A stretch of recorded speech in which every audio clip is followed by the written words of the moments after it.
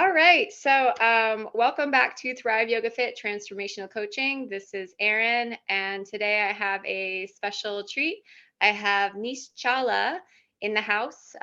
She is the author of, make sure I say this right, The Secret Power of Yoga, a woman's guide to the heart and spirit of the Yoga Sutras. Hi, NISCHALA. Hi, Erin. Nice to see Hello. you.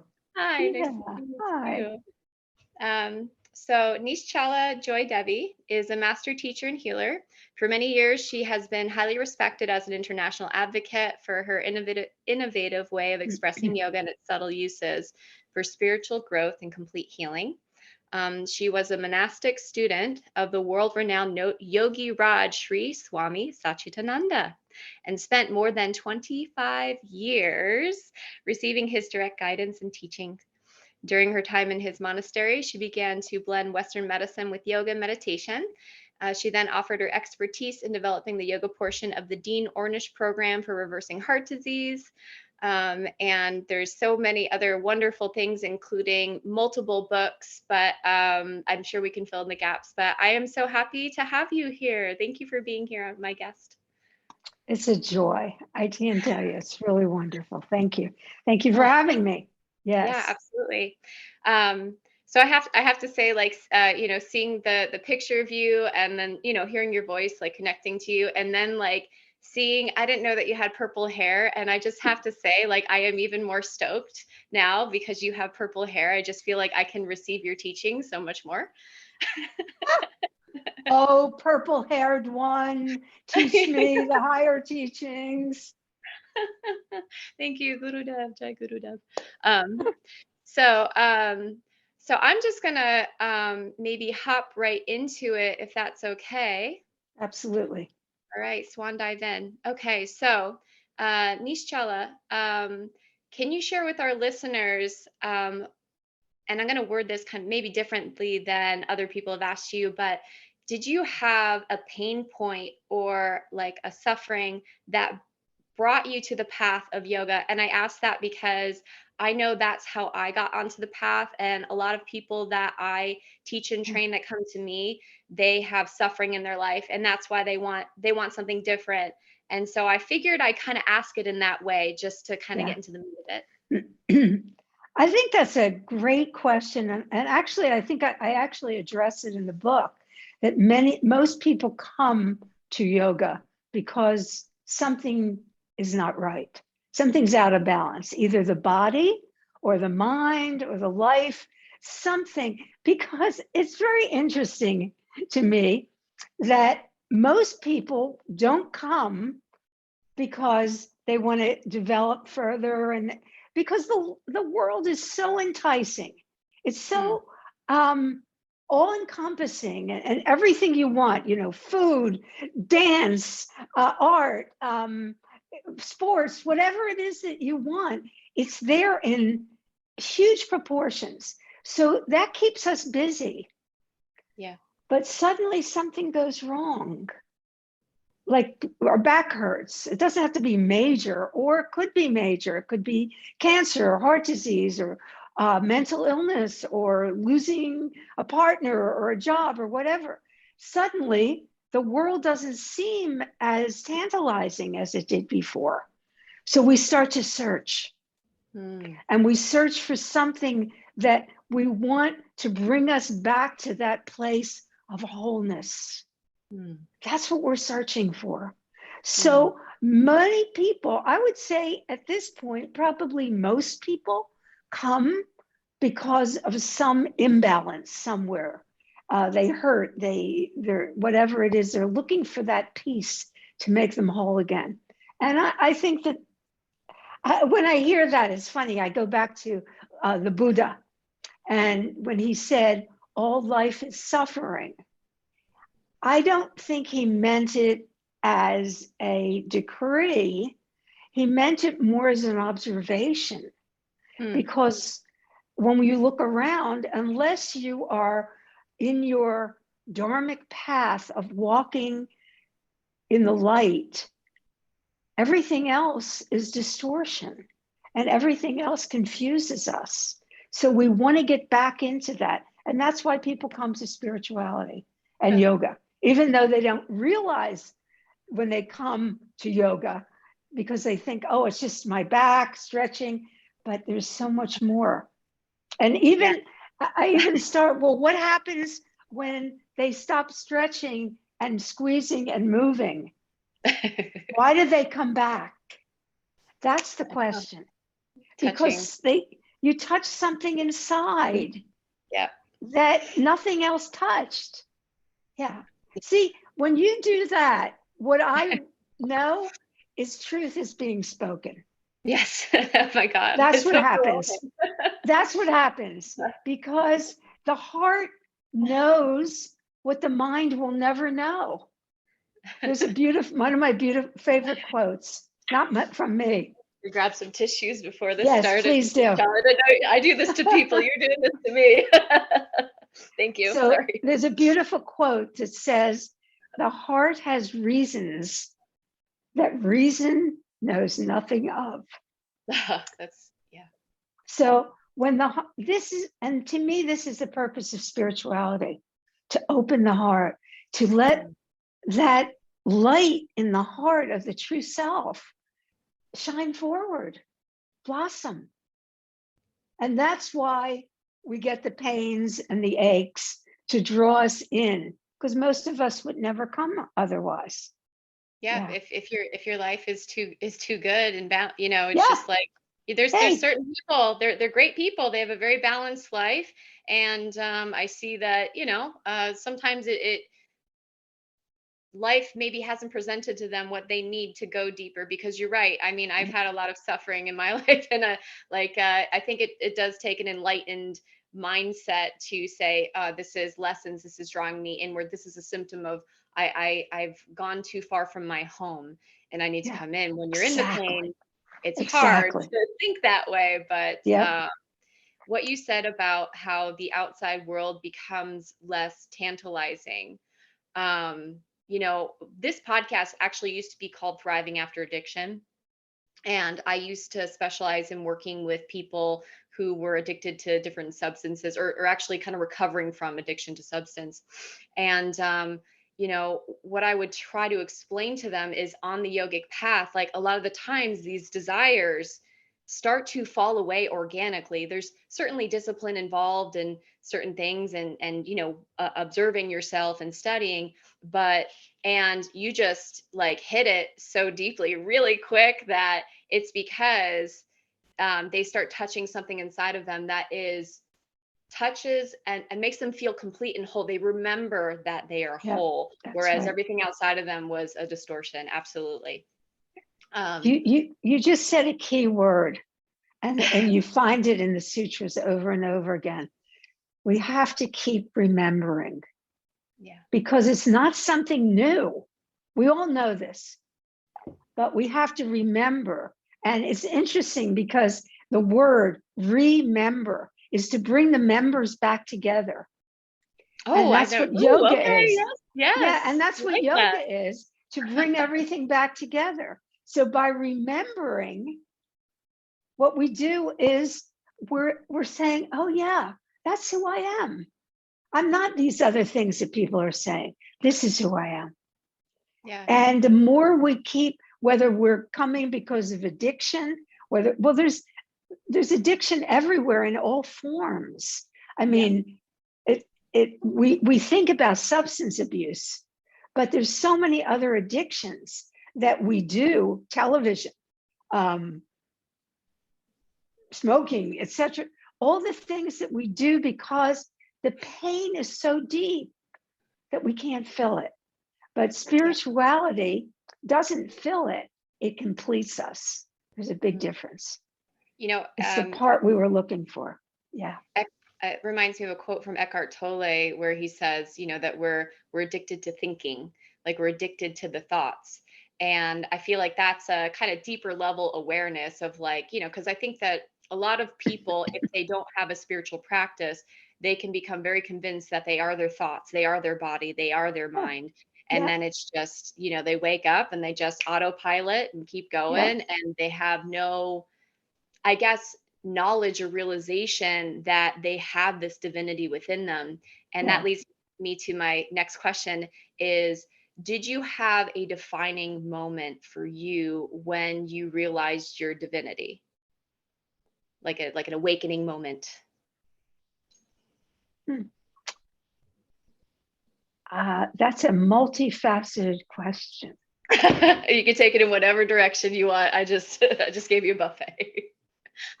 Um, First of all, it supposes that I did have that moment. That's so, yeah. You may not have, Um, yes. I, you know, I there's I don't really believe that it happens in a moment necessary, because or if it does, it's because of everything built up before it. It's a little bit like if you've just spent the afternoon baking bread and you have guests for dinner and you put the bread on the table, all they see is the finished product. They Mm, don't see everything that came before that, the right. flour, the kneading, the rising, the whole thing. And I think it's like that. You start off with a simple practice usually. And when that simple practice begins to evolve, and this is why I think the Yoga Sutras, and this is why I wrote the new edition of the Yoga Sutras, because I felt it was time for people to evolve past the basis of yoga and to know what it can really do. Hmm. So I think that that's what happens, that you say you start out doing some asana, and then you hear someone say, oh, deep relaxation is really good, add that. So you add that and you say, wow, I feel so different using the asana and the deep relaxation. And then you might add in a little pranayama or breathing. Mm, And then you might say, well, let me just sit quietly for a moment after all this. And then you say, that felt so good. Maybe next time I'll sit a little longer. So to me, it's more evolutionary. And what may happen is somebody may say something to you that's unkind, and you y- react in a certain way, and you say to yourself, wow, that's amazing. I didn't even get angry at them. I just looked at them and said, well, if that's how you feel, that's okay, and walked away. mm. Then you know You know that, something is changing. right? Something is changing. When you see something happen to somebody and your heart just totally goes out to them, you know something is changing. Do you? And so I don't know that it's a light switch, but Yeah. things change. And the more clear you are to observe them, the more you start to realize, wow, that's a different behavior. My heart must be opening, right? Yeah, Yeah. absolutely. I am on the path, swadhyaya, studying yourself as you're going through the Mhm. path. Um, those little snips remind you that, like, I guess, the brain wants something to chew on, as far as like you've had these thoughts. I certainly have, just in moments of, like, it's a rough day. It's like, why am I, like, Right, right. why am I doing all this? And What's the point? What's the yeah, point? I think it's healthy to question that. I think it's healthy to question, period. And then when you have those moments where you can recognize that change and progress. Um, for me, when I got on the path of yoga, like when I really understood it, I did have one of those moments where it was like all the pain and suffering that I had been avoiding, or trying to, it was like, came from a martial arts background. I did like power yoga, just asana practice. I didn't want any of the spiritual stuff. I was not into it whatsoever. And then, it's just really funny because of where I'm at right now. But I was laying in Shavasana, and there was like 30 or 45 seconds where all the pain and all the stories and all of the terrible things that I thought about myself disappeared. And I felt my body, like I felt it. And I think that, the word awakening, it can be thrown around a lot. I consider that a little awakening for me, but it could have easily just like, if I didn't like stay on the Right, path and start studying myself and start reading, and right. I feel like, one of the hardest things for students on the path is that consistency, like the Yoga Sutra 1.14. You know, consistency in practice can lead to like your evolution if you show up for it. So I think that's one of the hardest things. So I guess you, as a kind of renowned teacher, like, how do you apply that consistency in your life, and how do you like help your students?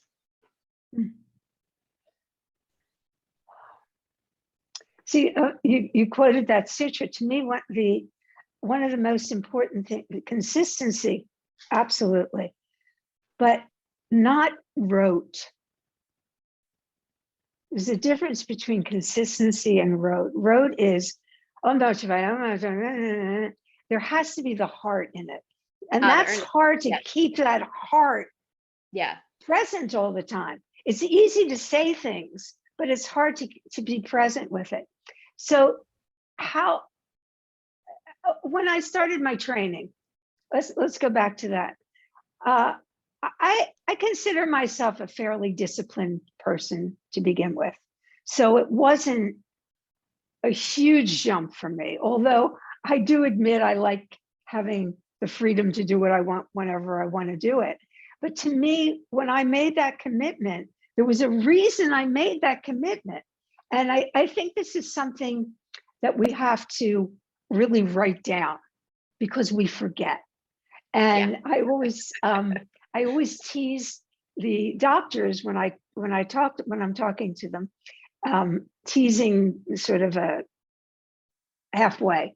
And I say to them, you took the Hippocratic oath to do no harm, but you took it once. Oof. You need to take it every single day before you begin your practice. First, do no harm. And I think it's like that with us in our practice.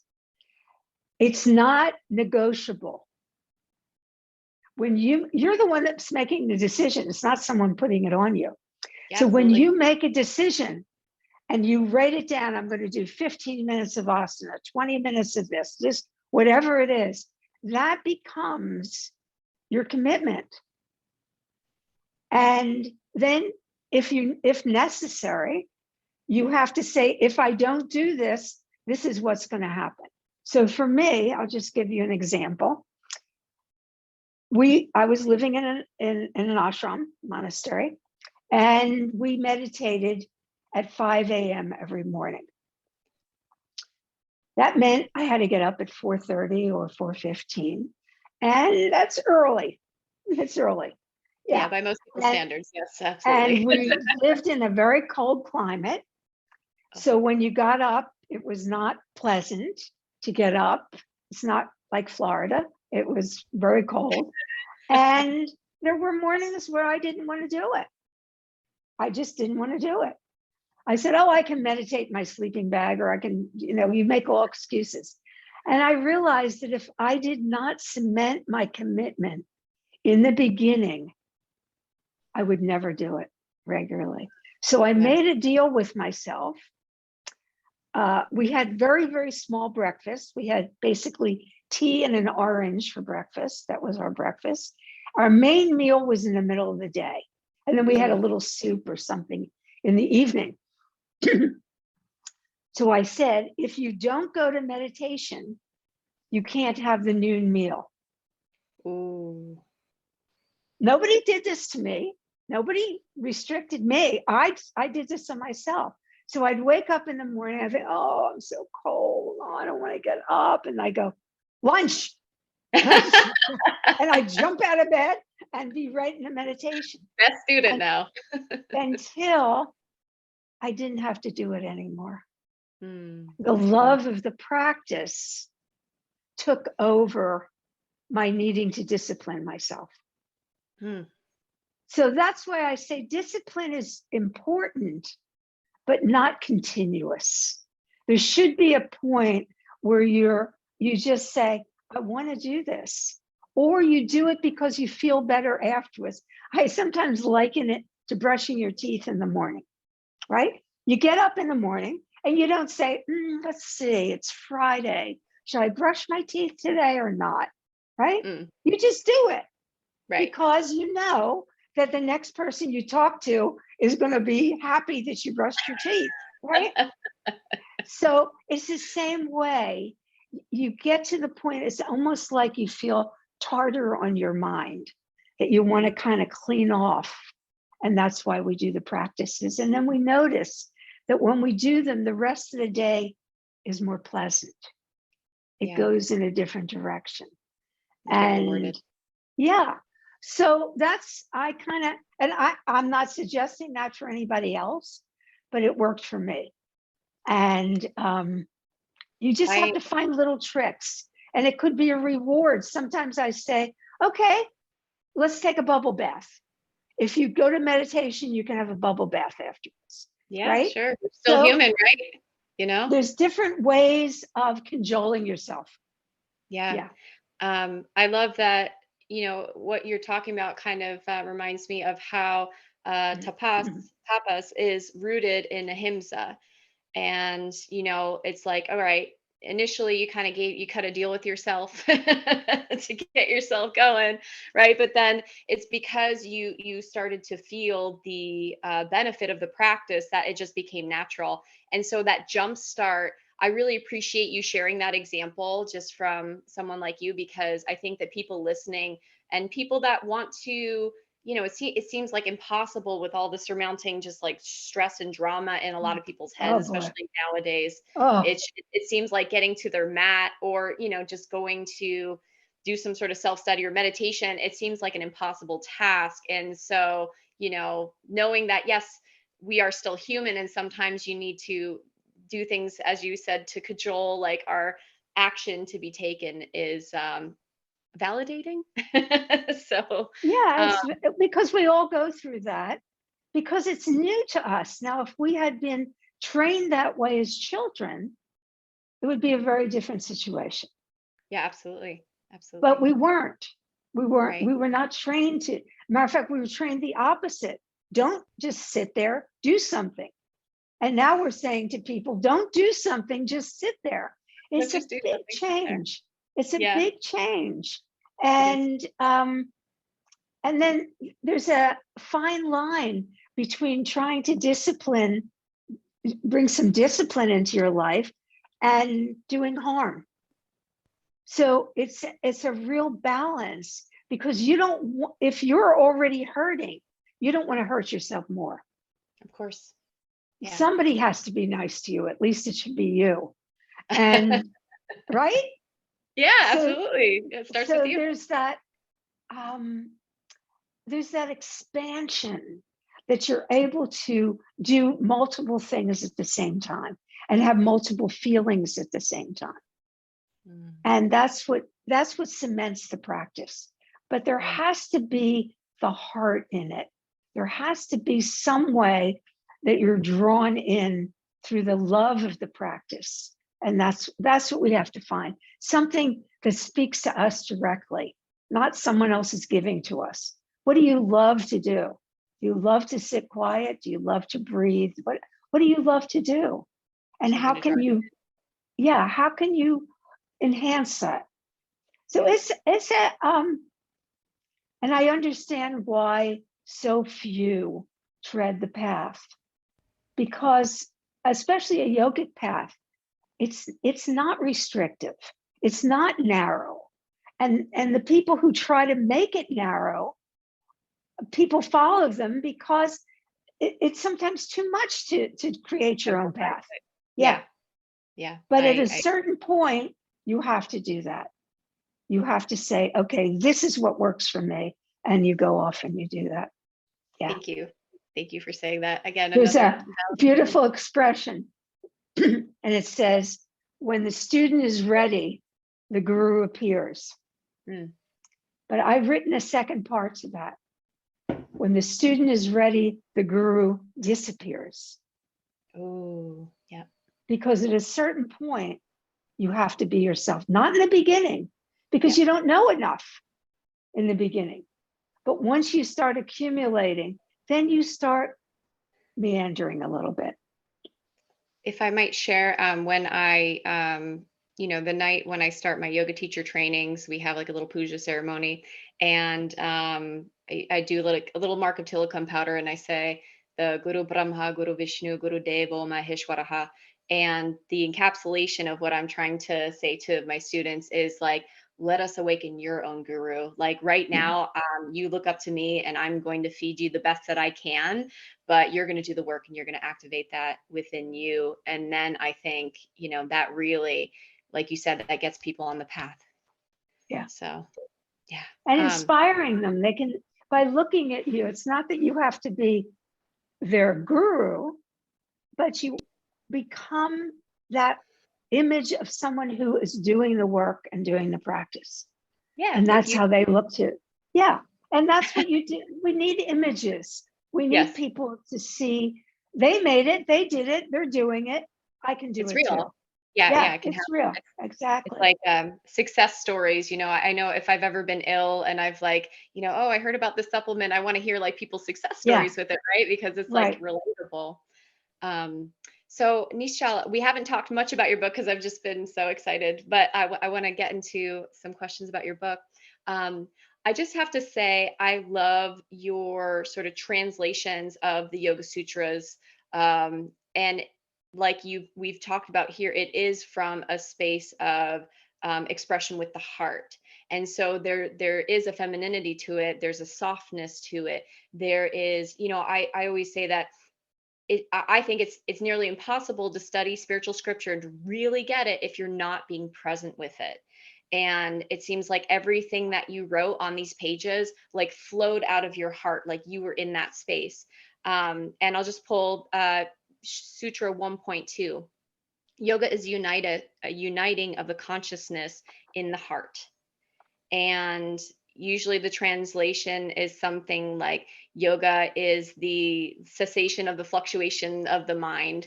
There's different translations, of course, but um, can you, I don't know, I guess, what was that process like for you to, because, I know who you learned from, obviously, you know that very deeply in you, to take that path of femininity. Like, was that challenging? Did it just kind of Mm. come out naturally, or did you get like, obstacles that came up for you? Yes, all of it. I know because I read it, but I want everybody else to hear. So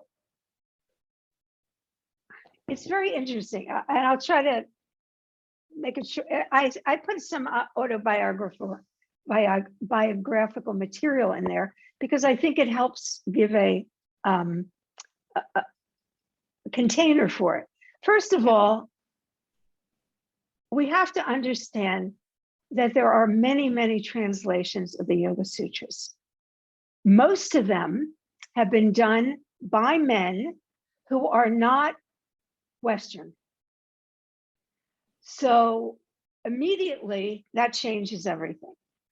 Two things: male and non-Western. Their command of the English language also is a bit archaic in that are taught in English that was British 400 years ago from India. So I think we have to take all that historical knowledge and understand the context of where this is coming from. Right. When it was translated in a couple ways. One, originally translated, I'm talking about, it was done by a few British and German scholars who did not approve of the way the Indians lived their life. So a lot of it was put into the negative because of their minds. See, none of this is facts directly from the divine. It's all through somebody's mind and heart, right? So not only do you have to find the book that you like, but you have to find the mindset of the person that wrote the book in that. So when you talk about the second sutra and yoga, a lot of times it talks about yoga is control of the mental modifications of the mind stuff. I'm sorry, that's not English. Mind stuff. I know. What is mind It's not stuff? English. It's not English. Mental modifications of the mind stuff. So I think what happened, and I'm giving them credit for wanting to do something to the West could get these scriptures, Sure. but Sure. some of them miss the essence of it. Yeah. And that's a bold thing to say, and probably some would say very arrogant, but it's also true. I So feel think that in my body and in my I heart. I think we have to take that. And probably they did the best they could at that time. When it lives in a society for a period of time, which it has now done. So it came over, say, in the 1950s, 60s, something like that. It has lived in the society long enough that we need to make it our own.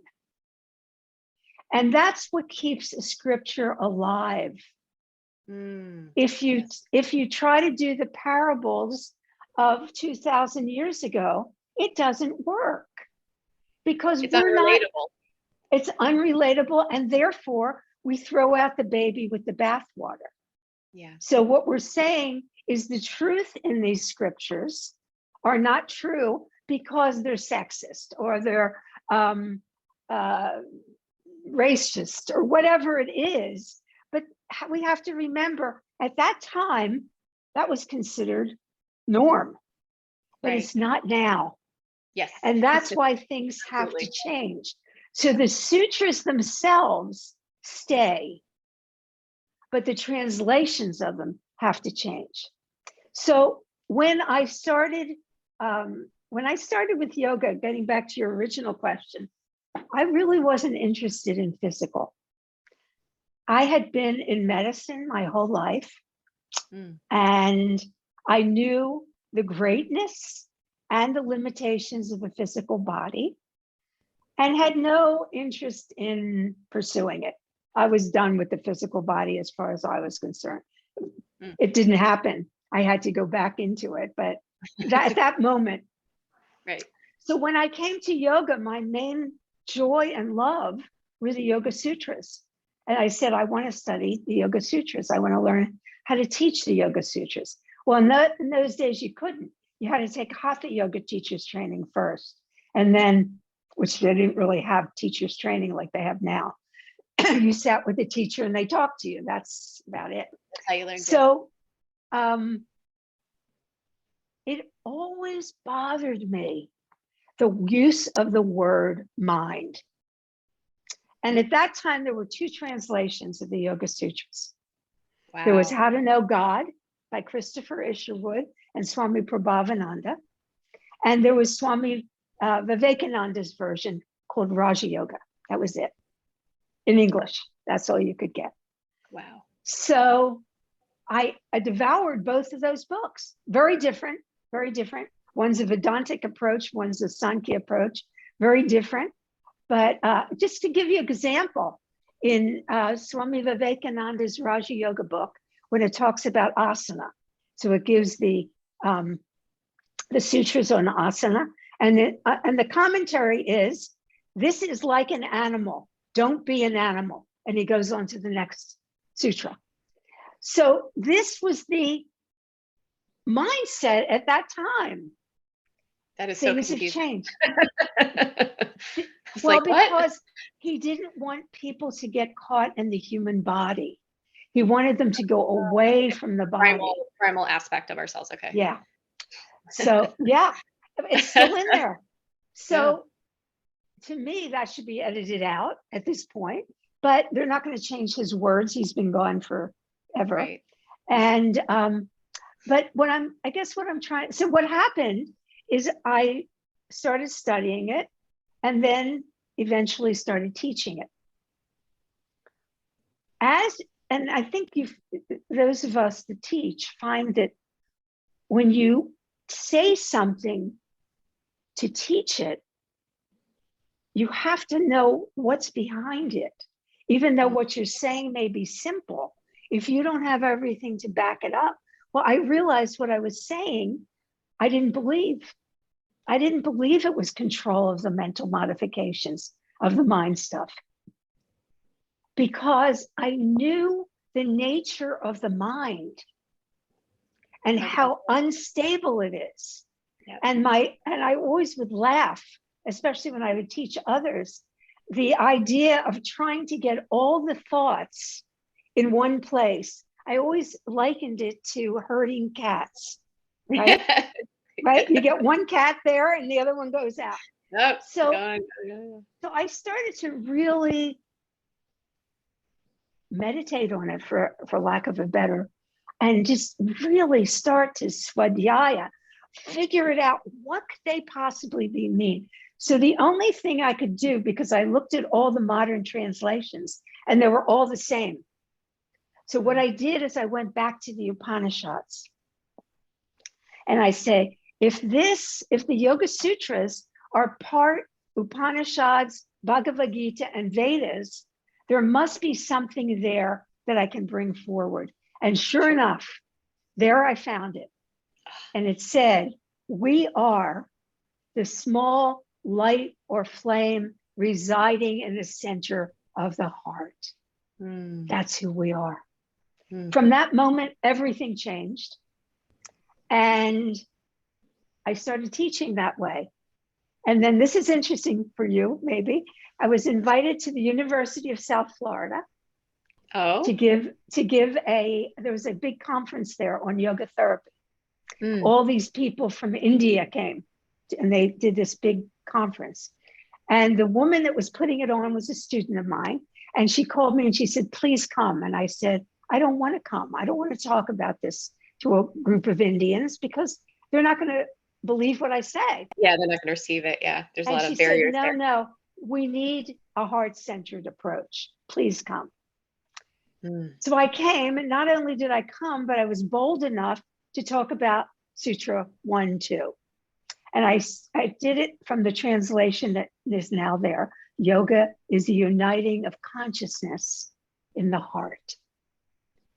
Period.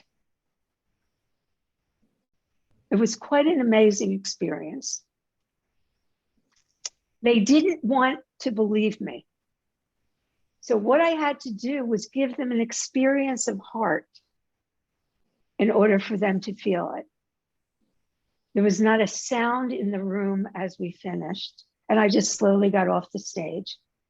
And one of the Indian gurus had missed the talk, and I saw him afterwards. And he said to me, I heard what you did with that group, not an easy audience. He said, what are you doing now? And I said, well, I'm thinking of writing a translation from a woman's heart-centered point of view. This was a strict Vedantic scholar. Oof. And he looked at me and he said, it's about time. Oh my gosh. So I felt like permission from the sages. So this is how it came. And after that, what I realized is not to take one of the sutras at face value. I had to go back and really go in and say, what does this mean? What does it mean? Like you used the word before, remember. There's that term that some of the listeners may know. It's called vairagya. Vairagya. And it's mostly translated as non-attachment or detachment. Yeah. That scares me. In our society right now, we don't need to be more detached. We need to be more kind. We need to be more loving. Yeah. We need to take care of each other, not pull each other down. So I started really looking at this word. What does it mean? And do you know what it really means? It means without color. That's what Vairagya means. No color. So I don't know if can you see this glass? Yes. No color. No color. What color is it now? Red. Can you, red, right? And now, Yeah. And no color. Oh wait, gray maybe? no, okay, it's hard. No, no Yeah, color. sorry, yeah, So, so what clear. happened? Yeah, there we go, So clear. this is how we're supposed to be. Mm, That when we're with something, we take it in.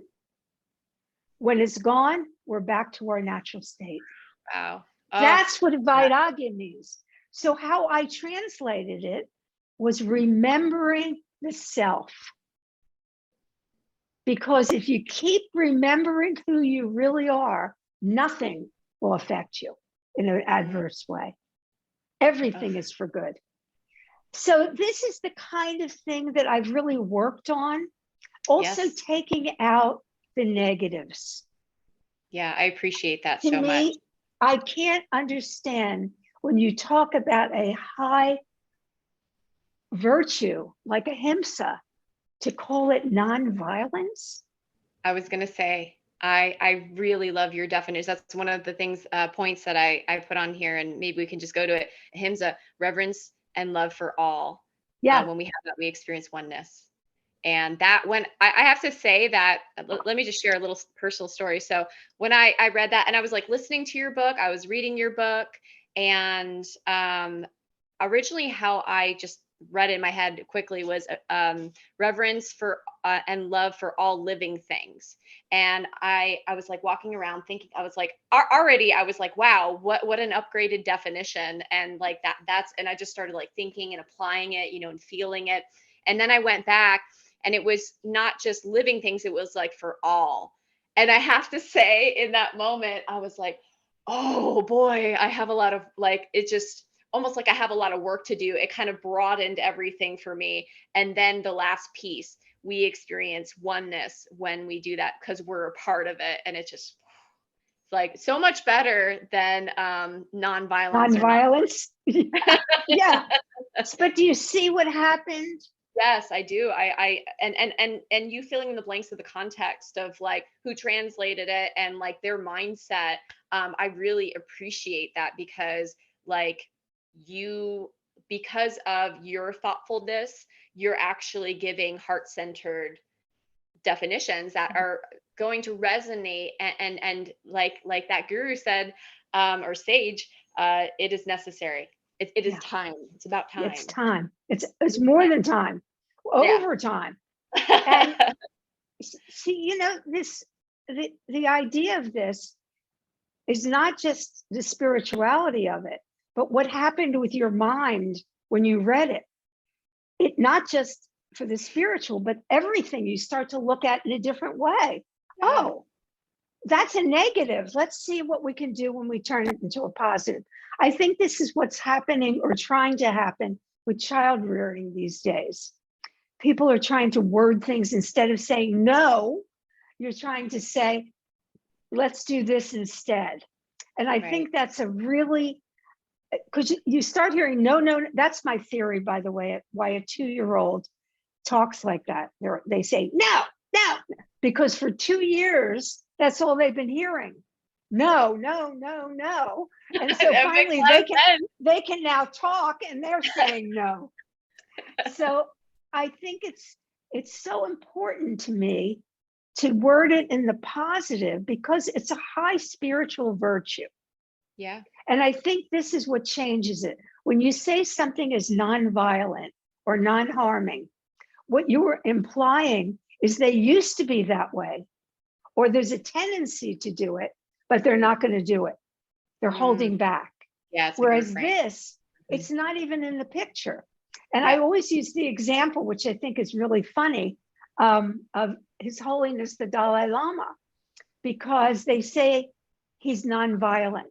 So in my mind, this is how my mind works. I imagine him getting ready to do a Dharma talk, and he's in the green room talking to himself. And he's saying, now we're going to go out there and we're not going to be violent. No matter what happens, we're not going to be violent. Right? It's preposterous. It's ridiculous. That really puts it into Instead, perspective. he doesn't say that about himself. What he says about himself is, my religion is kindness. Mm. So I think we need, and English language really leads us to these nons and uns. it makes us feel like if we take a negative and put an on or a non in front of it, it switches it, but it really doesn't. The human mind continues to hear the negative.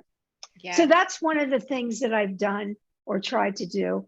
And just try to bring more of the feminine into it, with feminine parables, et cetera, which, by the way, men are enjoying. It's not that it's only for women, Right. but how many lifetimes have we been reading books by men with male parables? It's time. Let them get a balance too. Let them feel what it feels like to do women parables, and for the word she instead of he. So Yeah. it's a little political in that way, trying to bring in the idea of the newness of who we are and who we identify. My hope is that to get us away from the identification of the body to the identification of the soul, because the soul has no sex, no color, no national origin. It's just everybody. Yeah. And so that's really my hope. And I think that's what happens. We start to see everyone as ourself instead of as other. And, it's also interesting, getting back to the mind. Mind is a very new term. It's about 200 years old. It came in with psychology. Mind was never spoken of before because it really doesn't exist in that sense. It's thoughts, it's senses, it's emotions, it's a bunch of things. But so it was a convenient term that no one really knew what it was. And it became popular. And people say yes, but they don't really understand, what is mind? What does it mean? Where is and what it? does mindset mean? Yeah, exactly. We don't know what mind is. How do we know what mind stuff is? Yeah. I love the way that like you study this and you interpret it, and like kind of crumbling constructs that have been made, like the mind, because that, even just considering that, I'm like, wow. Because I would like to say, I say, you're not your mind, you're not your thoughts, you're the consciousness that pulses below the surface. That's kind of like one of my little taglines for the podcast, but I might need to change that up a little bit. But didn't you say consciousness? I did. Not mind. Yeah. So, but it's common. It's something everybody says, and along with, oh, I'm only human. And I tell people, don't say that. Yes, you're human, but you're not only human. You're also divine. Yeah. And it's up to you. Which part do you want to show? It's up to you. You want to show the human? Good. You want to show the divinity? Even better. Yes. Because there's too much human behavior being exhibited these days, when we need a little more divine behavior. Agreed. We need more love than flowing from the heart. Yeah. Absolutely. So it seems like a good time to write this. Well, I mean, it was written, it's already 10 years, 12 years old, but I felt the students of yoga are ready now for the esoteric aspect of it, because I think it's almost in parallel, I won't say opposition, in parallel to the yoga therapy movement, which is I was one of the people that started it, and it's wonderful. Yeah. However, what happened with it is people started going this way into thinking about body more. How can yoga help their back? How can yoga help the cancer? How can yoga help addiction? How can whatever, which is great, but it became prescriptive. And so what I wanted to do so that's a huge movement, and this is one little book, but I wanted to try to pull people along with the yoga therapy, know that you are more than your body, more than your mind, more than your emotions. And when you can touch that, everything is better. The yoga therapy is better. Your work is better, everything. And as practitioners and teachers, we're better when we're in that space. When we are practicing from that space, we can really see people like namaste. Right. I can actually see you because I know who I am. And that's what makes the healing. That's what makes the healing. Yeah. If you think I'm the person to heal you, the healing doesn't happen. It happens when the hearts meet. And when the hearts come together, that's when healing happens. So, and this is what when starting the yoga therapy movement, that my motto and my slogan, I guess, was keep yoga in yoga therapy. Because I kept seeing all kinds of things being put in. And basically, we have it all. We don't need anything else. It's amazing. So, and I felt people should know about the spiritual powers that come, because a lot of people have them, and they get scared if they hear something that's not really there. Did you see that? No. What? Oh, maybe. Hope I'm not going crazy. We think that, and instead know that these are fruits along the way. These are things that happen. Yeah, I mean, if we talk a little bit about Vibhuti Pada, if you have time, I like how it goes from the subtleties to some of the more, like levitation, things like that. So you've included some of the esoteric aspects in this new edition, which, by the way, just in case. Right here, this is the cover. It's beautiful. It's rich. It's thick. I'm loving it. I've read it once. I listened to it once, and I feel like I have to. Yep, I did both, and actually just finished it up right before our interview. I feel like I want to read it probably about 5 or 6, 7, 8 more times. I'm making it. I'm adding to the audiobook. I'm adding the next. Good. I was wondering that. But I've had a little issue with my throat, so I had to wait and do it. But it's coming. Yay! It's coming back.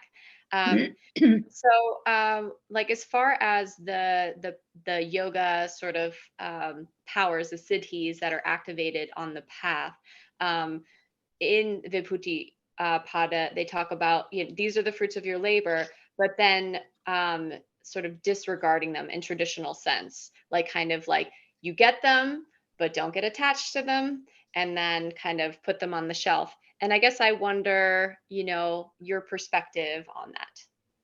Can I read you one paragraph from the book? Absolutely. Okay. Absolutely. So you're absolutely right. Everybody is saying to us, okay, I'll read this. Both Vibhuti-pada and Kavalya-pada describe the psychic and spiritual powers, or the siddhis, as fruits gained through spiritual practice. Although the attainment of these powers can be a way of evaluating spiritual progress, we are well and strongly advised not to dwell on them, as they detract us from the ultimate realization of this divine self. The irony is that Vibhuti-pada has the greatest number of sutras of all the padas. So it's the biggest chapter. Also, the explanation of the siddhis continues into book 4. It is a bit like describing the tasty treats in the cookie jar to a 6-year-old while expounding upon the unhealthy effects of sugar, white flour, and butter. It would be as difficult to convince the yoga student not to hope for the powers as it would be to keep those little fingers out of the cookie jar. I love that. It's part of the progress. Like you were asking, is there a moment? Some people may say there's a moment, but for most people, things start to happen. Oh, I wonder how Susie is doing. Ring, ring, ring. Susie calls you just at that moment. you know, I really want to go to that bakery, but there's never a parking space in front. Well, I'll just drive by anyway. Oh, there's a parking space right in front. Mm. So you start to see that things are happening that you're not really sure of. And that's part of all this. It starts to take you into another realm. So we talk about the five senses, but then we have the extra senses. We have the clairaudience and the clairvoyance and the clairsentience. We start to develop more and more of that. So when you put your hand on someone, just in a greeting of hello, you can feel what they're thinking. You can feel what they're going through. So the impulse of the origin of saying hi and walking on, you now change your day and you stop and you say, would you like to talk for a few minutes? Because you felt that. Yeah. This is what I'm talking about with the cities. Yes, you can fly through the air and do all those things too, but there's the way of taking that and bringing it into people. There's a very interesting, when you read the whole book, by the way, I just wanted to mention that if people are interested in studying more, I'm going to start offering, I think it's on the 18th of June, a 6-week suture class, donation only. There's no cost to it. You just pay what you want. If people are interested, once a week. Okay. On Zoom. Yeah, once a week on Zoom. I get that link. Yeah. So we start to develop these things. And for instance, in book 1, it talks about kindness, Sutra 133. So this is the beginning of practicing kindness. When you move into book 3, you're no longer practicing it. You have incorporated into your being, and you are now able to shine it to everyone you see. So this is how it progresses. And by stopping at the end of book 2, which I originally did, you don't get the feeling of the enlightenment that starts to happen. Right. Does that make sense? Oh, absolutely. And that's why I've seen some Yoga Sutras translations that stop after book 2. They'll do like the first 3 or 4. That's what I did. Yeah. Yeah. That's what I originally did. Yeah. Yeah. Because I didn't feel like people could handle the rest. And now I feel like they can. I feel like people are ready for it. And the ones that aren't, just enjoy the first 2 books. That's what I would say. They're in there. You don't have to buy another book. But when you're ready, there's power in it. There's so much power in those last 2 books. It's just mind-boggling. Yeah. You can channel that on the path. I feel like, you know, I have certain abilities with coaching that I can sort of navigate people's subconscious, and I get into the zone and it just happens and I know things, and it's like so validating that like, oh, I've been studying this for so long. And so, but that's what happens. It gives you the confidence to know that that's what you're feeling. Something happening. There's something happening. NISCHALA, I could talk to you all day. You're amazing. I feel so, like, just for me selfishly, I feel grateful that like you spent some time with me, because I read your book, I listened to it, I hear your voice. And so I feel like that you were able to touch a space in my heart even deeper. And I appreciate you so much. And I just want to, again, just live, like on the air, say The Secret Power of Yoga. She has a revised edition out. It's absolutely wonderful. It's thick. It's delicious. The subtitle is A Woman's Guide to Heart and Spirit of the Yoga Sutras. It is needed if you are a yoga student.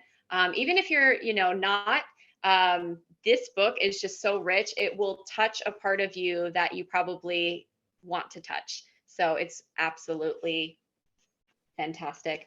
And NISCHALA, do you have some other things coming up? Or I know that you have the Daily Sutra that you were talking about. Can you tell weekly everyone how to sutra. get to that? The weekly sutra. Yeah. So what we're offering people, and have been since the beginning of the book, a way to learn it easier. So each week, one sutra comes into your inbox with just a line of commentary. And every week that happens. And you can get that by going to our website and click on free weekly sutra. And that's how you get it. And as I mentioned, there's also a course coming up for people if they were interested. Maybe I'll send you that information also, Erin. Please do. I will Yeah. put it in the show notes. And the website is abundantwellbeing.com. Yep. Abundantwellbeing.com. All You right. might be able to, yeah. Okay. So thank you so much again for your time. And Thank you. I appreciate you. I'm gonna just like end the recording and then just say a few things. But thank you everyone for joining us.